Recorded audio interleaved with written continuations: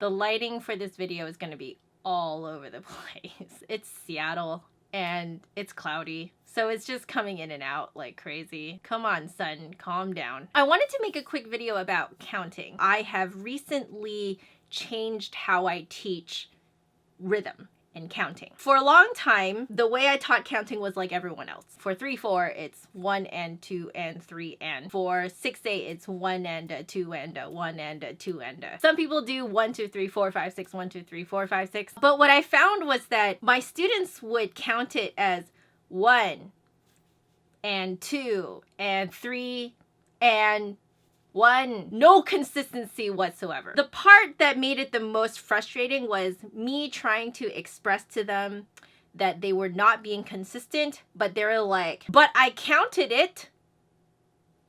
So that's where I discovered that counting with numbers tends to be a little bit abstract to most people. So in my students' minds, they were like, I counted the 1 and the 2 and the 3 and. So what's the problem here? The way that they would play like a dotted quarter, it could sound something like, you know, if the beat's going 1 2 3 1 2 3, okay, they might be counting as 1 2, right? There's no feeling as to where the beat should be at all. To them, it's just whenever their brain gets to counting the next number. So I was like, okay, I need to revamp how I teach counting then, because obviously that is not working. So I started to come up with this idea of like, let's pretend you're playing in like a jazz band and there's this drum set behind you that's just constantly having the beat. There's the drum and then the hi-hat. Da, t, t, da, t, t, da, t. And I used this way to teach for a long time. I would say up until very, very recently. I would say it works for most people, but what I find is that it only works for people who play well with other people. So people who are more chamber musicians. So like me, okay, that's why it works on me, because I'm a chamber musician. Da, ch, ch, da, ch, ch. That way, if you're going to play a dotted quarter, an eighth, and then another quarter, it'd be da, ch, da, da. Right, da, da, da, because inside my head, I'm feeling da, ch, ch, da, ch, ch. I taught like that for a long time, but it still didn't work for some people. For some people, it was just like, to them, it was too much to think of what they are playing, but also this imaginary drum player behind them. For them, it was just like, I cannot deal with imagining someone else doing an entirely different thing. Whereas for me, being the collaborative musician that I am, I was like, oh, you know, like, but this is the way that I play solo music, like legitimately. The only way that I can effectively play solo music is if I treat it as if it's chamber music. So I have to imagine all the other parts around me for me to play my part well. Not everyone works that way. Obviously, this way of thinking about the beat does not work for my more solo type students. So I was like, okay, all right. So I guess that means I have to come up with a whole nother way of teaching it. And I was at a loss, stuck. My mind only works in so many different ways. But recently, I guess within the last few months, I would say, I watched an 8-bit music theory video with John, my boyfriend, over dinner, because that's what we do. It's our sometimes dinner entertainment. All the videos we watch either have to do with music or games, or music and games, which is exactly what 8-bit music theory is about. And he mentioned in one of his videos, I forget which one it was, I believe he was quoting a percussionist, or maybe himself, I don't remember. I distinctly remember him saying that true rhythm is felt. It is not counted. And I was like, oh, that's right. You know, when you're going ba ba ba ba ba ba ba ba ba, when you're just kind of feeling it like that, you're not necessarily thinking of it as like, this is a dotted quarter, and then an eighth note, and then a quarter. You know, you're not thinking of that. You just have this feeling of the beat underneath you. Ba ba ba ba ba ba. And then you're just kind of superimposing the feeling of the rhythm on top of it. Ba ba ba ba ba ba.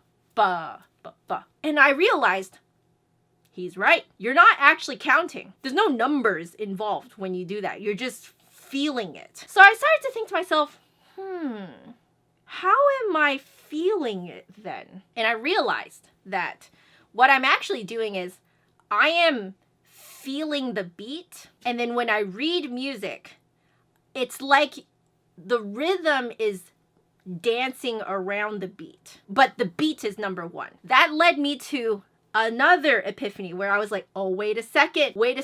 You know how, like, in all of the videos that I've ever made before where I was like, you know, if you're like in an audition or in a performance, you know, the number one thing you have to worry about is rhythm. So you have to make sure your rhythm is amazing. Your rhythm is perfect. Rhythm. Rhythm is number one, and then the notes. What I realize now, my way of saying rhythm was not necessarily what it sounded like I was saying. Most people, when they hear me say rhythm is number one, they immediately think to themselves, oh shoot, I need to figure out all this crazy rhythm in the music that I'm playing. Like, I have to figure it out, I have to dissect it, I have to be like, what does this quarter note mean? And what does this 30-second note mean? And what does this dotted 16th note mean? It gets very overwhelming. That's not actually what I mean. So I must amend myself. When I say rhythm, I don't actually mean dissecting the rhythm itself. I actually mean the beat is what has to remain the most constant and the most accurate. Consistency of the beat. Let's say you're playing an audition or in a performance or something. You want whoever is listening to you, the audience, the panel, whoever, you want them to feel the beat with you. If you're going ba ba ba ba ba ba ba ba ba, are they actually feeling the rhythm or are they feeling the beat? Most likely, if they're bobbing with you, they're not bobbing to the rhythm, they're bobbing to the beat. Ba ba ba ba ba ba ba ba ba. Right? Think about how, like, if you go to a jazz concert, you go to any concert, pop concert, classical concert, whatever, if the music moves you in such a way that you start bobbing with it, boo, boo, boo, boo, boo, boo, are you bobbing to the rhythm? No, you have become in sync with the person who is performing. If you know the music, you can tell things are off with the rhythm when the rhythm does not dance around the beat in the way that you expect. That's how people figure out if your rhythm is off. On top of that, the audience can also feel, subconsciously or consciously, if your sense of the beat is getting off too, because instead of just kind of bobbing along with you, maybe they'll suddenly feel like, whoa, you're getting real fast, or they'll feel like, oh, you're dragging. Oh, come on. So that's actually what I mean. The consistency of the beat and the feeling of the beat should actually be number one. Number two is the rhythm. The rhythm almost becomes like a side effect of the beat. When you are looking at a piece of music, what you should actually do when you're reading it is you should first establish the beat. Ba, ba, ba. I'm in a 3/4 mode today. Ba, ba, ba, ba, ba, ba. Then when you see eighth notes, let's say the whole thing is eighth notes. Now you still have to feel that beat, right? And then you dance around the beat.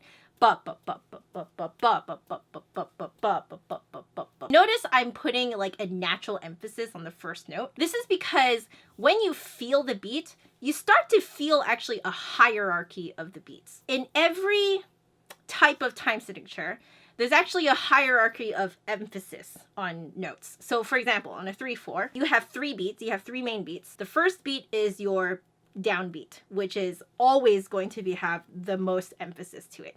The next two beats are your weak beats. So it's going to be ba, ba, ba, ba, ba, ba. Waltz like, right? If you put the same emphasis on all three, it'll sound like this. Ba, ba, ba, ba, ba, ba, ba. You can't tell what time signature it is. If you do it that way, it just sounds like every beat is a bar. 2/4 is similar, where the first downbeat is your strong beat, and then the second beat is your weak beat. So ba ba ba ba ba ba ba ba. Sounds very different from ba ba ba ba ba ba ba ba. 4/4 is like, there's a nice little hierarchy here now. The first beat is your main big beat. Then your second beat is a very weak beat.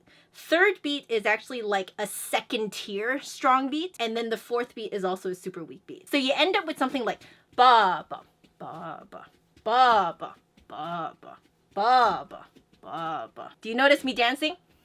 So a lot of these meters, if you can't dance to it, you're probably not feeling it right. If you were to put the same emphasis on all of the beats, you can't dance to it either. Ba, ba, ba, ba, ba, ba. No, it doesn't work. For 6/8, so we're getting into compound meters now. It actually works similarly to 4/4. Instead of having one weak beat after each strong beat, you have 2 weak beats. The first big main beat is the big one. Then you have 2 little weak beats, 1, 2, 3. The 4th beat is your second tier strong beat again. And then the 5th and 6th beat are again your weak beats. So whereas the 4/4 is da da da da da da da da. 6/8 is da da da da da da da da da da da. Again, very dancey. You can figure out all meters this way. Now, when you look at the music, you basically want to see how things are broken up into the individual beats. You can actually kind of see how the rest of the rhythm sort of dances around it. Ba, ba, ba, ba, ba, ba, ba, ba, ba, ba, ba, ba. Am I really thinking of ba, ba, ba, ba, dotted eighth with 3/16? Like, you see how I have to like work it out in my head when I'm even like singing? You want to feel yourself bobbing with it. So it's no longer someone else making the beat behind you. It's you. It's just you feeling the beat. And this is why you'll often see musicians, before they start playing a piece, they have this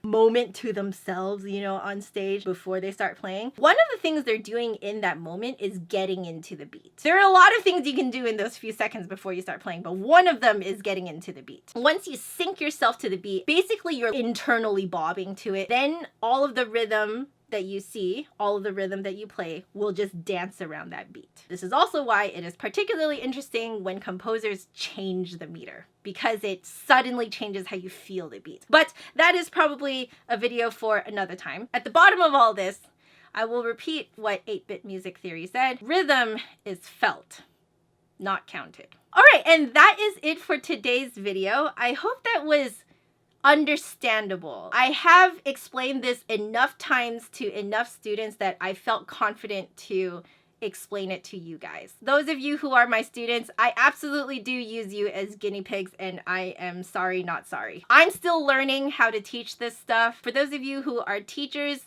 can you let me know in the comments below how you teach counting, how you teach rhythm? For those of you who are students, can you also let me know how you learned it? How do you feel it? I think it'd be really fun for us to share how we each do it, because everyone does do it a little bit differently, because it depends on what works with your brain. But anyway, if you like this video, make sure to give me a big thumbs up, hit subscribe for new videos every Saturday, but hit that bell icon because YouTube, as usual, is broken. If you want to see my last video, which is playing right here, you can hit that link up there that I've left for you guys. If you want to catch me on my social media, they are listed down below, and you can also hang out with me about every other Friday on Patreon. But otherwise, I will see you guys next week.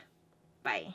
For those of you who are wondering why I'm not making a practice with me this month, holiday season is upon me, and I don't have a whole lot of time to make a 45-minute to an hour-long video. I hope you guys will forgive me for that, but I will continue the practice with me's maybe after the holiday season is over. I'm just looking at my time realistically, and I'm like, ooh.